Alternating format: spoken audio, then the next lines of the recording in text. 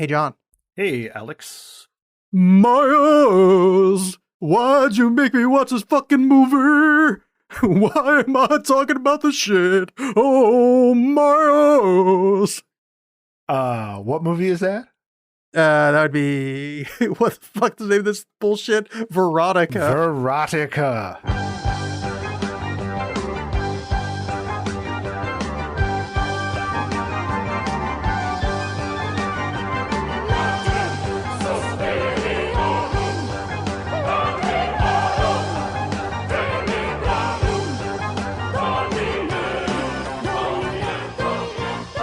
I'm glad you had the idea to watch this because I have somebody to blame. Yeah. Usually this is my fault. For once it isn't. This is far and away the worst movie I've ever seen.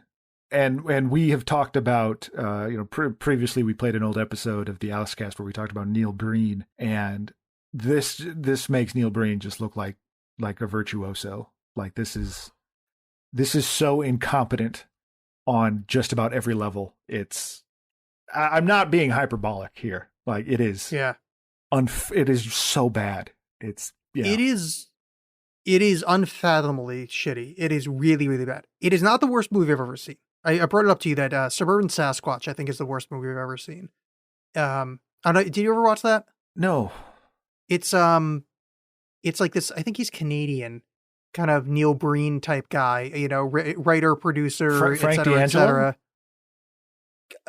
Frank D'Angelo is exponentially a better filmmaker than this guy. How have I never heard of this? Wow.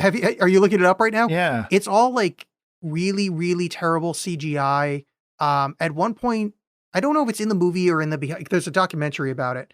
And the guy is 100% like behind it. He thinks it's real. Like he is, Oh boy. he's earnest in it. And behind the scenes, there's like a shot where I realized that Bigfoot has like a 1.5 long hairy dick. It is shockingly horrible. But anyway, it's a joy to watch in that bad movie way. Verotika, I can say this, is the least enjoyable film I've ever sat through. Yeah, that's fair enough. Let me ask you this about Suburban Sasquatch. Do things happen in Suburban Sasquatch? Things do happen in Suburban Sasquatch. So it's got a leg up on that's Verotika. True. It's just Verotika, like Verotika at least looked like a porn movie. Suburban Sasquatch doesn't even look like a movie. But Suburban doesn't even look like a movie. It's you got to watch it. It's kind of amazing. All right, so Verotika. It is a 3-story thing with a loose structure around it, with a crypt keeper like lady introducing each story. Yeah, these are apparently based on some of Glenn Danzig's erotic horror comics. Verotic. Yeah, Verotic is the name of her. Yeah. So then it is this. I don't remember the name of the kind of crypt. I kept calling her Lady Crypt Keeper. She's Morella. Yes, Morella. Well, I know because she's played by Caden Cross, who is a porn star. Not that let me back that up. I don't know anything about porn movies. No, because I shit on myself all the time and I admit to horrible things. It's the one kind of positive trait I have is I know nothing about professional pornography. But I looked her up because I think she's been in other stuff. And I'm like, this lady looks familiar in that kind of cast a porn star stunt casting way. So yeah, Morella, she's playing like a crypt keeper thing.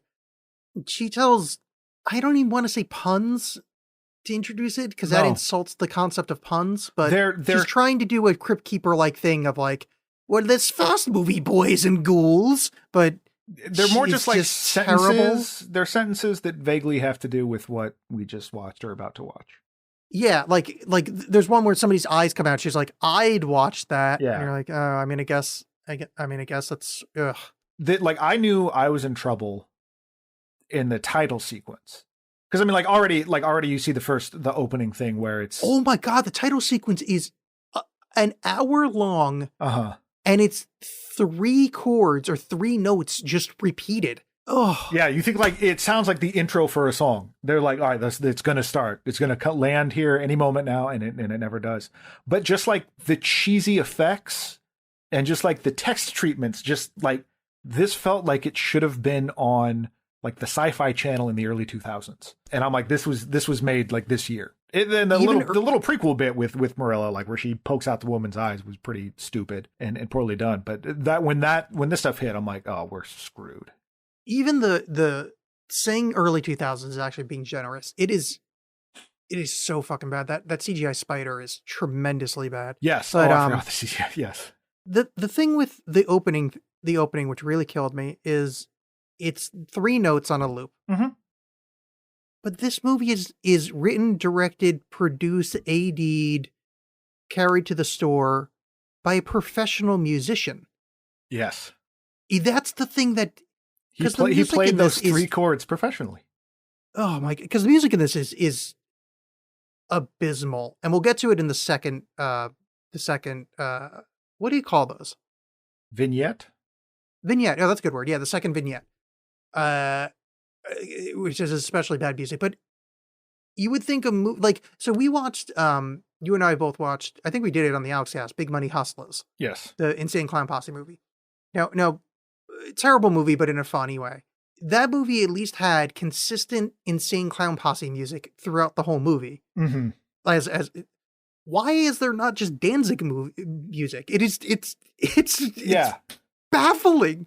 He plays a lot. I mean, maybe it's like on a record label he owns or something, but there's just a lot of really shitty like Euro stuff, and I don't know, just all crap. Right. So let's start off. The first thing is called the albino spider of Dejet. Yeah, the albino spider of Dejet. Before we even get there, why is this called Verotika? Because they're stories from his Verotic comics. Okay, but what is that? What's the V from? I get where the erotic is from. What's the V? Very. Okay. Yeah. And this honestly, this is the one with the most promise, because it starts with a young couple, French. And you can tell that from their just high quality French accents. This was a brilliant move to have it take place in France when every scene is in a poorly lit room. That it just makes it feel more worldly. All the signs are in English. Oh yeah, but like this couple is making out on the couch. No, she's blowing him. It starts with her blowing a guy, and then they make out. But he's ready to kick things up a notch and goes to take off her shirt, and she's like, "Oh no, do not take off my shirt!"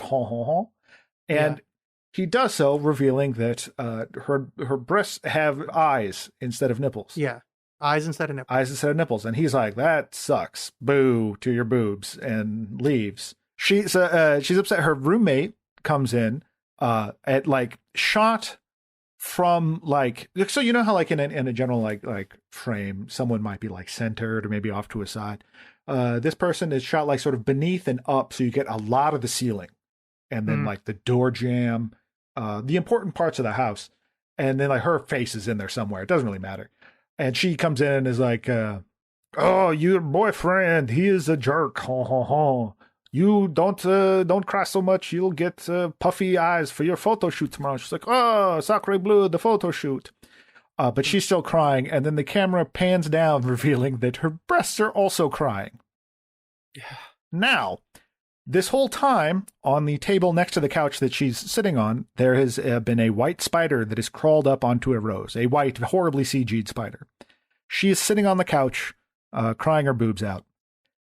A tear from her boob somehow lands on the spider, which is above the boob. Like, the geography of this makes no sense. And this is something that's going to happen repeatedly in this movie. No. Causing the spider to fall off the flower and become like a person with a Goro from Mortal Kombat. Basically, yeah. And he is the albino spider, and he's like, you have woken me. I'm from your dreams.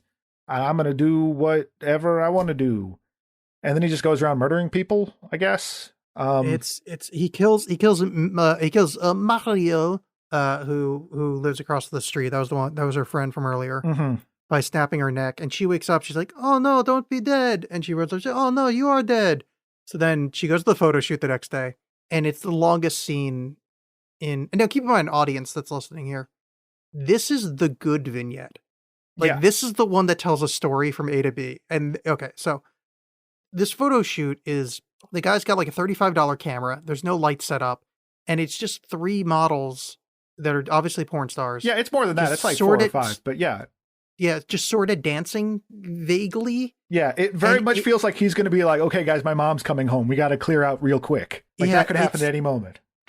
So it takes 6 hours. Like, it's just, it takes so fucking long. And they're like, oh no, you cannot be upset with her. She is, her friend has died, and therefore she is crying over there. So be nice. Okay, I will do cat claws at the camera for 8 minutes. And so she's like, oh, I guess I should stay awake. So, John, you know what happens when you have to stay awake? You go to a porno theater. Yes. Yeah. And she's like, oh no, look at this movie. They're all with them making love. She says that out loud. She goes in this theater and she's like, what's with this movie? It's just people making love. And then she is bored by this realization and falls asleep. So while she's sleeping, we see the spider guy wrestling this nude lady, which up until this point, there's been no nudity other than eyeball tits. So I texted you, the nudity in this is really weird, where it's every time there doesn't need to be nudity, they have some, and anytime it would be appropriate, they don't. Like, it just makes, and then so the spider guy's like, I want to fuck you and then snap your neck. There's full shots of him not having genitals over the course of this, and you can see how the suit for this thing is fucking terrible. Yeah, the arms just wobble. He's got 8 arms, and they just kind of hang there and wobble. Yeah, the crotch that is just like this shitty foam rubber. It's just terrible. So anyway, he snaps the lady's neck, and back at the porno theater, these 3 guys are fondling her while she's sleeping. Well, because apparently they all know each other. Well, no, they know. Some guy like in the front row like looks at his buddy, is like, hey, check it out. This woman is asleep, and his buddy's like, hey, you know what that means, I guess. And the guy behind her like gets in on the action too. Like, he just goes up and starts like smelling her, and then she wakes up, is like, oh, this sucks, and leaves. There's not like a fight, or she's like, hey, that's not cool, homies, and leaves. And now, understand when I say that she leaves, she walks out of the theater, and then there's a shot of her outside of the theater walking away from the theater. Because how would you know she left the theater otherwise? It's like George Lucas in the prequels, where he kept showing every fucking ship landing and taking off, like in its full. Yeah. So, but the best part of that scene in the theater, did you notice the, in quotes, projector? No, I did not. It's a box fan with a light behind it. Oh, beautiful. And you can see the full box fan. It's not like, it's not out of frame. It's full in frame. It's a box fan with a light behind it. It's the projector. It's So, she goes to the cafe, and there's a coffee sitting there already. So we watch her walk in, sit down at a table with a coffee, and then the waiter goes, would you like another refill? We are closing very soon. This is special. Yeah. Like a special kind of terrible movie making. She's like, no, I'm good. And then leaves money at the table. Yeah. So she goes back to her apartment and says, oh, I have an idea. And the idea is to take enough sleeping pills to die. Well, which is a terrible idea. In this interim, it is like people are talking about the killings, and there's a part where there's a French news reporter who's like dressed like Inspector Gadget. Oh yeah, I forgot about that. Like Scoop Clouseau or whatever. Yeah. And they're like, the crimes of this horrible killer, the neck breaker. Oh yeah. Like, that's you couldn't have come up with anything better than that. It's just the all neck in breaker. English. Yeah. All in English. It's so fucking. So she decides to kill herself with sleeping pills. She calls the cops and say there has been a murder. So I guess the plan is the cops will show up and kill the albino spider. They could just do that. She could just go to sleep. She could just call the cops when she was about to go to bed and not kill herself. But I will say, though, that, again, this is the only... That is at least like a, if X, then Y, that happens in this entire movie. You know what I mean? This is very true. I shouldn't nitpick. Yeah. Yes. You should be thankful that this is something. There's a causal relationship between the things we saw on screen, which is lacking. There's less in the second one and literally zero in the third. Yeah. So she kills herself. Oh, by the way, I need to, and I never comment on makeup, but this woman has the most foundation I've ever seen in my fucking life on a human face. Yes. Yeah. And it is shot so much that it just looks like it looks like her face is the little container that you get your powder from. It is horrific lighting. The complete lack of any sort of forward momentum or storytelling in so much of this just makes you think that like Glenn Danzig saw album covers in his head and was like, well, let's just shoot that. That would be awesome. And I do believe that there's probably a way to do that. Like if you were at all competent and had money, like you could film this stuff in this very kind of like creepy, moody way. But this is shot on like a handy cam you bought from Best Buy with like a trash bag over a light, or, you know, like it's just so amateurish. Like you think a porno is going to break out at any second. I can't get over how bad it is. They actually say that its estimated budget is $1 million. That's shocking. It's 35 grand. I've never made a movie and I could make this for under 100,000 and make a better movie. It is talentless. Is an insult to the concept of talent to even have its word in that. Like, I'm not sure Glenn Danzig has seen a movie before. I think you're right. So anyway, the cops show up and shoot the albino spider, and they go. He's not happy about it either. But they start shooting him, and the cops go, "All right, stop! It's not going anywhere." And then it cuts back to the albino spider, and he's still on his feet giving a speech. Mm-hmm.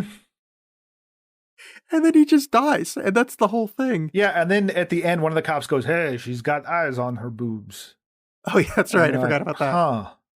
Yeah. And then it cuts back to Morella, and she's like, "Oh, those eyes sure were on her tits." The eyes shrug. I mean, like, but that is like, if the rest of them were just like that weird, like it was awful, but it sort of had a story and was weird.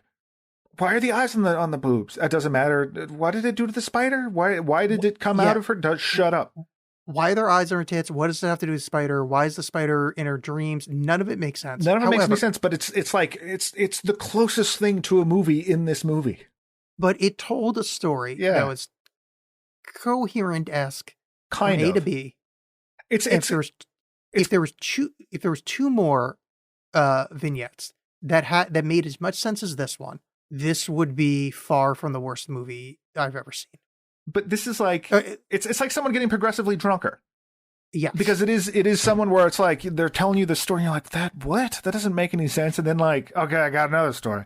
What if a lady was just like taking faces, and then and it's bad that she's taking faces, but she keeps taking faces, and you're like, okay, you're still. Can you go away now? And then I got one more story. What if a lady took a bath? The next story up, guys and ghouls, it's a horrible face change, and a change of pace for this movie has absolutely no forward mogulum. Yeah, perfect. We'll use that. The next one up is change of face, which, by the way, I don't know what it sounded like, but I felt like I did a good Crypt Keeper right there. It was good, yeah. So it opens with they're stripping to a song that is brutally fucking bad. And we usually say at the end whether we recommend watching movies or not. I gotta say, don't watch this. It's fucking horrible. But if you're one of those people that finds terrible music amusing, go to the change of face section of Verotika. There are some people that were really into country and then listened to rap rock, and that's where they got their musical influences from, made songs to strip to. And it's bad. The sound of this movie are all CDs that fell out of a guy's Jinkos. But Jinkos he bought in like 2015. Yeah, he just got them. Yeah. And then he shoplifted a Sam Goody. The one remaining Sam Goody. There's a stripper called the Mystery Lady. Mm-hmm. And she's got skulls on her titties. And she's cutting people's faces off. And I think it's not supposed to be a mystery that we're supposed to know it's her the whole time, right? Yeah, it opens with someone getting murdered and their face took. Yeah, but I mean, we know it's her because we see the scars under her eyes, right? Like we know it's someone wearing a mask of some kind. So when we see the mystery lady dancing, we know, okay, that's the murderer. It was just one of those like, oh, instead of having any kind of mystery or revealing it at the end, they're just nope, we know the whole thing. I mean, there's no narrative in this. No, she's chopping people's faces off. At one point, they find a dead body, and the cops find the fucking business card of the strip club next to the body. Yes, the business. Yeah, that made me so happy that it was the strip club business card. Now, here's the highlight of the film, and I hope you didn't pick up on this because I want you to be a better person than me. Did you notice the cameo that was the door guy at the strip club? I don't think so. No. So they go outside, and the cops. He's like, "Hey, man, you can't just go in there." It's like, "Hey, I'm a cop." It's like, "Oh, I'll let you in." And I go, "Is that Sean Waltman, aka X-Pac?" Oh my god, that is X-Pac from the NWO, from the D Generation X. Yes, that would make sense. I looked at the IMDb, and he's there, and that's what it made me realize. I think he's in one of the Insane Clown Posse movies too. Yeah. Or he was in another garbage heap of a movie that I watched for fun, and I realized that Sean Waltman might be like the MVP of shitty movies. Just the worst. Yeah. And maybe next year we do like a Sean Waltman salute month. to X-Pac. Yeah. Yeah, not? we just watch only Sean Waltman movies. I'm gonna try to find his. Yeah. My friend Michael, when we were watching this, mentioned that it's like this whole thing just feels like Danzig made a lot of promises to a lot of strippers, and they finally all came due. Yeah. Because it's just, and this one in particular takes place a lot at a strip club. And again, if any thought or effort went into this movie at all, you could have had like this appeared sexier place you want to be at all. And it's a lot of strip club. This whole thing is this woman, the Face Ripper, again, a great name. She takes faces, puts them on her wall at home, and then tells them, "Boy, I need to go get another face." And then goes and does that, takes it home, puts it on the wall, and goes, "Oh, I need to get another face." And on and on and on and on and on. There's sort of a story of the cop who's doing one of these I'm a tough cop voice that clearly doesn't fit the actor, but there's kind of a plot of him chasing her, but not really. But my favorite moment in this is when she's sitting at the mirror, one of two very, very, very, very, very, very, very long mirror scenes in this movie. She's sitting in front of the mirror, and the camera zooms all the way in, like a slow zoom in, stops, and zooms all the way back out again. Yeah. Like there's so much of this movie that it's like, and cut. No, it's still going? Okay, this shit is, okay. Like camera moves will start right before a scene will end, like a shot will end. Like a person will talk and the camera's there, and then it starts to zoom in and like cut very abruptly. It's so like there's part of me, I'm like, is the person who put this together that incompetent? Or was Danzig such an asshole that the guy's like, fine, like whatever. Yeah, no, we'll cut here. Great. I don't want to deal with you anymore. Because I've been on jobs where, I'm like, well, this is making it worse, but I don't feel like arguing with you about this. Fine. It's your project. Fine. I think a lot of it is like, especially with that, like the push and pull out thing, is a lot of this felt like they were just trying to make it to a certain number to be considered a feature length film. Yeah, apparently, because it's not even 90 minutes. And it is, it is. It's like on the button 90 minutes. But yeah, I think they were trying to make 88 or whatever it is to like consider a feature length. And oh boy, the only other Sean Waltman I can find, and maybe I guess I'm thinking of a different actor, wrestler. Yeah, I was gonna say actors are real strong. He's got one more kind of acting thing that's not wrestling related, and that's of course in the upcoming Death Rider, The House of Vampires. Yep, that makes sense. So, the mystery girl thing is she supposed to be wearing the faces? She is wearing the faces because to cover up when it's revealed later that she has a slightly scarred face. That was you cannot possibly have that. So it's because later she's stripping with bullet holes in her. So so the mystery girl cuts the cop's face. Well, and he's like, "You just cut my face." When she does that, when he finally confronts her, which real quick before we get to that. When he's looking for her at the strip club, another stripper like has got her back and is telling her like, "Hey, this cop's after you." But before she does that, the mystery girl who everyone loves and is a huge draw for the bar does this dance where she like has her cape and she just flails it around. Like she looks like she's a 2-year-old having a tantrum, but everyone in the crowd is like, "This is the sexiest thing I've ever seen."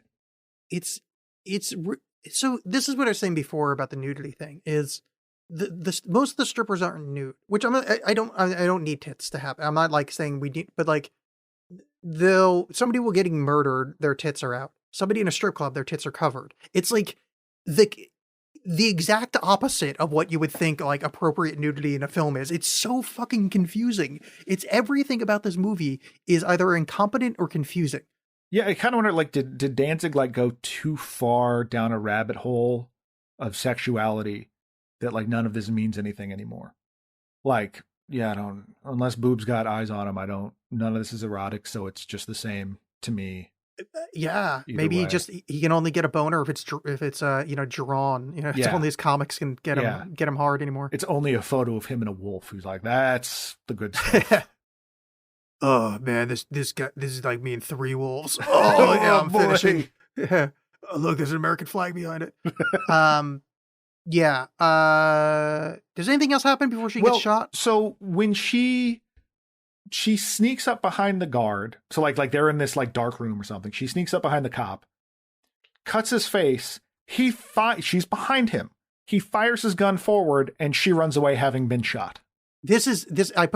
She takes a couple shots on a very confusing angle. Yeah. It just doesn't make any sense. Just, again, like no thought to, like just basic blocking. Like, yeah, it's phenomenal. Like it's stuff that we've like joked about in movies before. Like I remember talking about it during the Cake Hitler movie.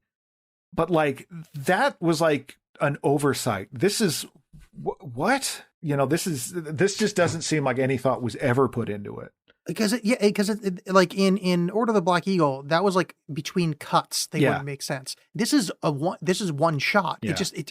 There's also a weird bit where when she's killing one person that she doesn't like and taking their face, all of a sudden like the camera cuts to behind her and she turns and looks right at the camera. And you're like, oh, okay, I guess that's supposed to look cool. But then there's a different angle and she does it again. It's like, oh, okay. Yes. All right. We fast forward 6 months, and Mysteria is now stripping at a different club. That looks very similar to this. It looks very, very similar. Yeah. And she's got like scars from bullet holes. Yeah. The end. The end. Yeah. It's just that. It's just like, man, I just got to keep stripping in order to get faces, to wear faces while I'm stripping, and I need them. So we cut back to Tom Morea from Rage Against the Machine, and she's cutting the face off of someone, and this actually looks really good. There's like the physical effect right here. It annoyed me that I liked it because and then she throws back the face onto like the bloody head. Mm-hmm. It actually looked nice. And it was like, why was there money spent on this spot? They blew it all on the face. There's 2 spots where they spent a lot of money on that, and they spent a lot of money on that kind of demon set in the third picture. Yeah. Yeah. All right. So anyway, she turns to the camera and says, we're going to add that to our Facebook. Next up, my ghoulies, we're going to watch Drukicha, Contessa of Blood. All right.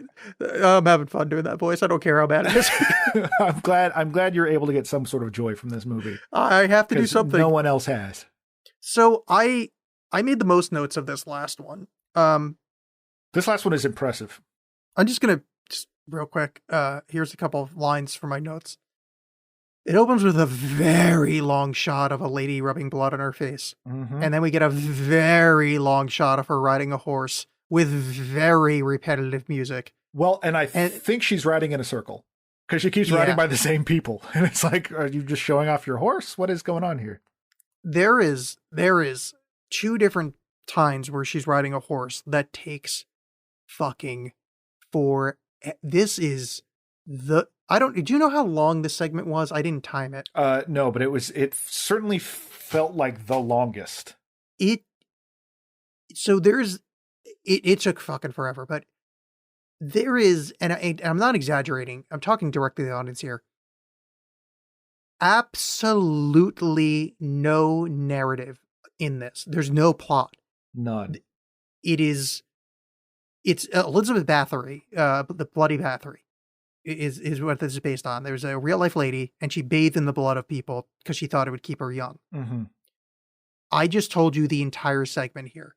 It's mind-bogglingly bad. It's not even like those torture porn movies or something like that, where it's like, well, what if we, this person, young peasant, stumbled onto the queen's thing, and then it's just like an hour and a half of her getting terrorized. It's not even that.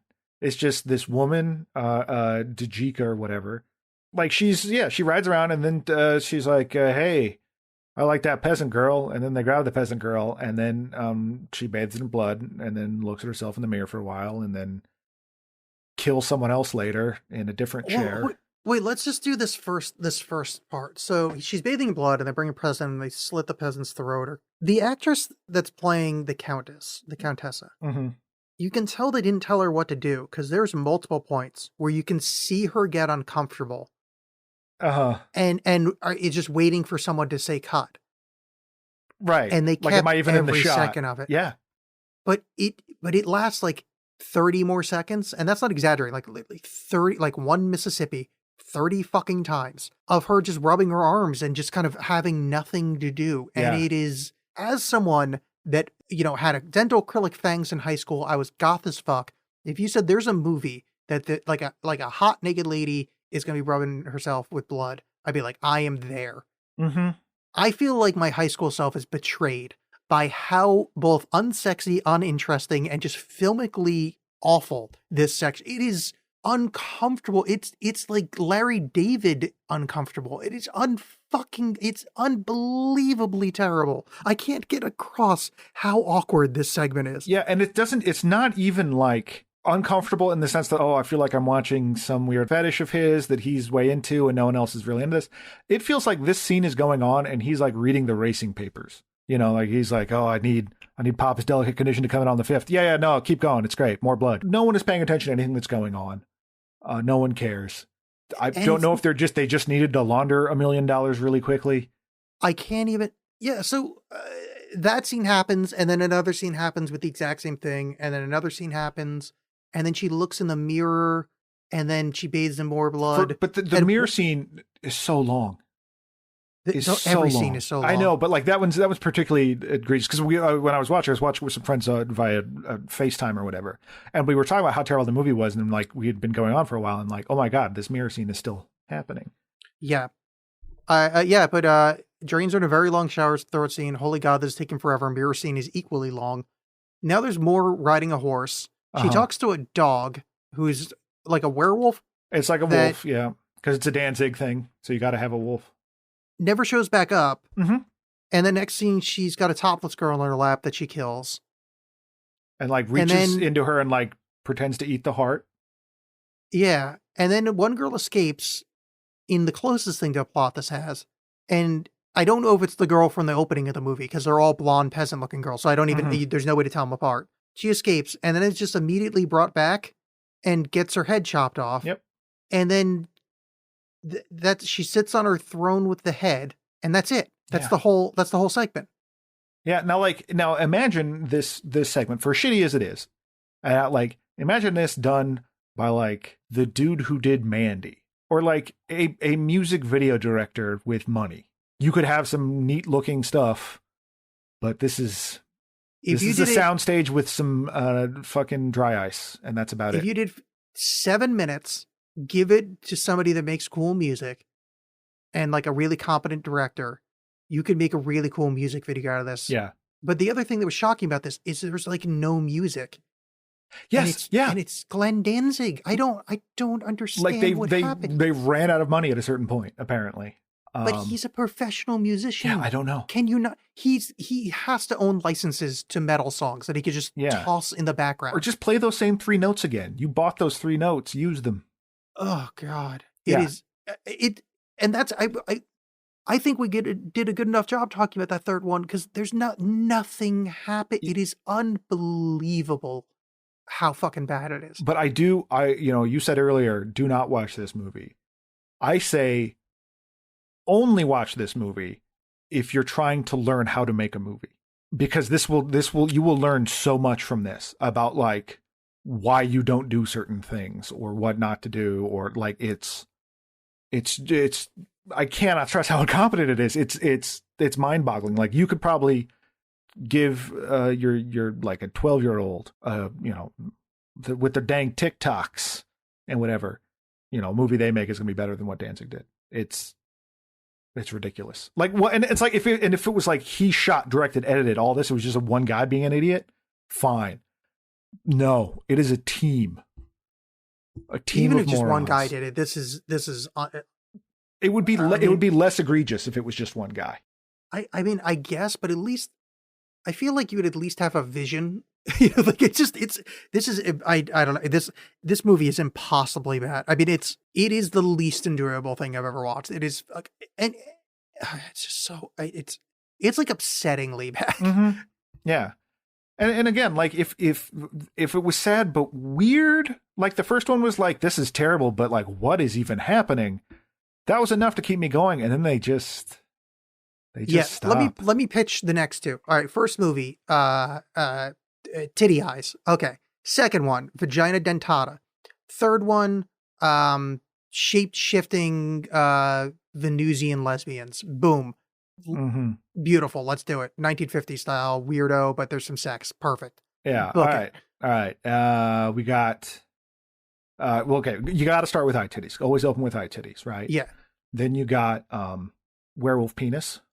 It's just a guy during the full moon. His penis becomes like a wolf's penis. Okay. He doesn't do anything, but like it's Yeah. It becomes. And the third one is your left butt cheek is a ghost. Oh, perfect. Yeah. Yeah. And you know what? All of those would have a better narrative arc than this is so. I can't believe he's making another movie. It's so fucking mad. Well, yeah. The second movie, I like. He has actual actors. I mean, there were people that have been in movies before. This one, Verotika featured, by the way, Courtney Stodden, who was that one dude from Lost when he married a 16-year-old. That was the 16-year-old. Oh, yeah. Okay. Yeah. So she's in it as one of the strippers in the club. I think she's the one that points at where the stripper went. But yeah, a lot of porn actress stuff. But this one, the Death Rider in the House of Vampires, has got apparently Devon Sawa from the Final Destination movies, and Julian Sands, who was in like Warlock. Oh yeah, yeah, British I know guy. that guy. Yeah. But then a lot of the same people. And then Kim Director, who there's the name. Yeah, Danny Trejo, but that doesn't mean anything. He's in a lot of stuff. Oh, we got some returning faces. Ashley Wisdom, who played the Jet, she'll be back. Oh, Eli Roth is going to be in it, so it's going to be good. Oh, really? Man, I hate that guy. Yeah, this is okay. There's somebody called Kansas Bowling in this. Mm-hmm. Oh, she was the peasant girl in the one of the peasant girls that gets murdered. So he's got a stable of actors that he likes to work with. Yeah. Well, happy Halloween, everybody. I hope this was listenable. I can't imagine it was because this movie is not watchable and not in a good way.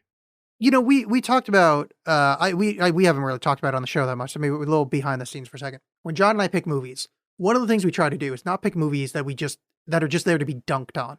Like there's enough just shitty movie podcasts out there that you just watch the worst of the worst. We try to watch movies that are, meant to be high quality. Even, that's why we end up watching a lot of shitty superhero movies. Cause these are multi-million-dollar things, that they're supposed to be the best of popcorn and turn out, like Zack Snyder movies. Yeah. Or that you, the audience, are wrong for enjoying.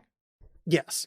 This movie is, this rare reception that we actually this is a movie that it's so bad. It's not even fun to dunk on. I felt like going into watching it, I'm like, cool. John and I finally get to be unfettered, just have fun and just shit on a movie, an artless movie for an hour. And this wasn't even it's not even fun to make fun of this. It's just the whole endeavor is sad. There's a certain amount of I don't even want to call it pity, but empathy, I guess I'll have for people in Neil Breen movies or Neil Breen himself. Because he's such just a weird person and his movies are very bizarre. But that's at least these movies have a trait.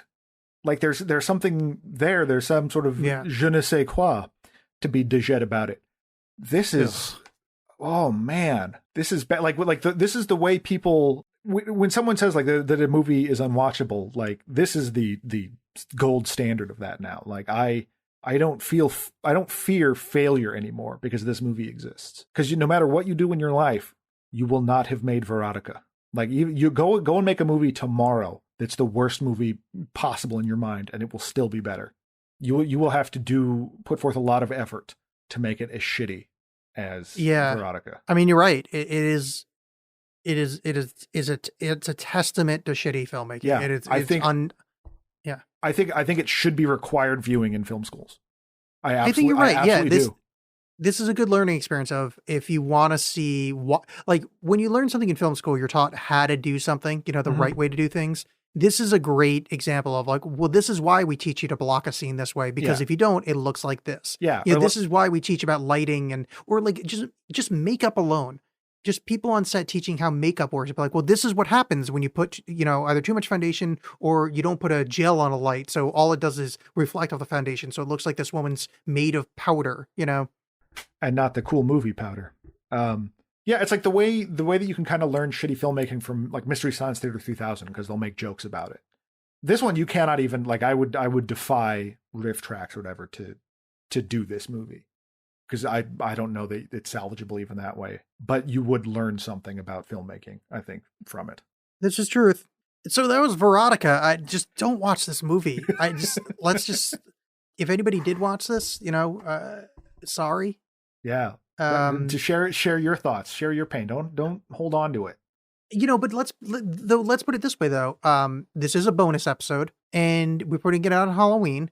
So this is all gravy. Yeah. So, enjoy free John and Alex 8 stuff. I mean, it's all free, but like this is extra free. This is the freest.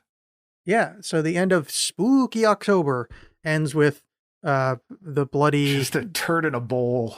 Oh yeah, exactly. That's with vampire fangs on it, like those Chicken McNugget puppets dressed up like ghosts. It's poop. Yeah, like that thing where like, and then they found his eyeballs, and you've got peeled grapes, and then they found his brains, and it's like spaghetti eatable, and then they found Glenn Danzig's movie, and it's just shit with vampire fangs on it. Mom, what are you making me touch? I'm learning you a lesson. Baldo. Oh, Danzig, will you ever win? Happy Halloween, y'all. Yep. Hope you enjoyed it. Have a good time. Have a spooky Halloween. Follow us, review us, give me money at Patreon, patreon.com/AlexBolin, Alex with 2 X's. There's bonus John Alex 8 stuff there that you've never heard. So go listen. Children of the Night. That's also spooky. What sweet podcast they make. Good save. We did it. All right. Bye. Bye-bye.